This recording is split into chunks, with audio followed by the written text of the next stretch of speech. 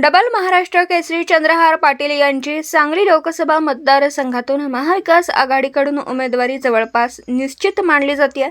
चंद्रहार पाटील यांनी शिवसेना ठाकरे गटाचे पक्षप्रमुख उद्धव ठाकरे यांच्या मातोश्रीवर जाऊन भेट घेतली.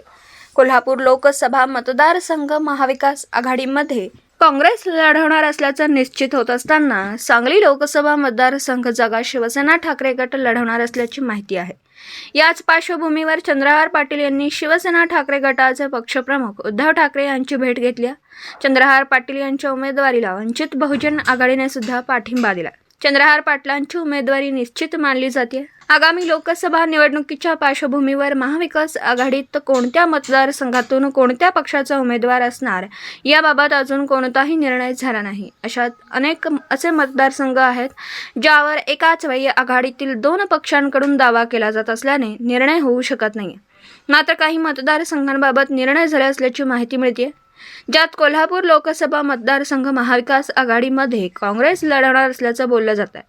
पण याच वेळी सांगली लोकसभा मतदारसंघाची जागा कोणाला सुटणार यावरून देखील चर्चा झाली. असं असतानाच डबल महाराष्ट्र केसरी चंद्रहार पाटील यांची सांगली लोकसभा मतदारसंघातून महाविकास आघाडीकडून उमेदवारी जवळपास निश्चित मानली जाते.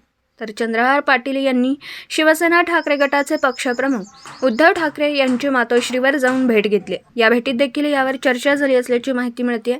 जिल्हानिहाय संयुक्त बैठका घेण्याचे आदेश. आगामी लोकसभा निवडणुकीच्या पार्श्वभूमीवर महाविकास आघाडीच्या वतीने आघाडीतील सर्वच पक्षांच्या कार्यकर्त्यांना आवाहन करणारे पत्र प्रसिद्ध केले, ज्यात म्हटलं आहे की निवडणुकीचे रणशिंग आता फुंकलं गेलंय. त्यामुळे आपण सर्वांनी संपूर्ण ताकदीने व मतभेद विसरून निवडणुकांना सामोरं जाण्यासाठी महाविकास आघाडीच्या पदाधिकाऱ्यांची एकत्रित जिल्हानिहाय संयुक्त बैठक तातडीने घेणं आवश्यक आहे.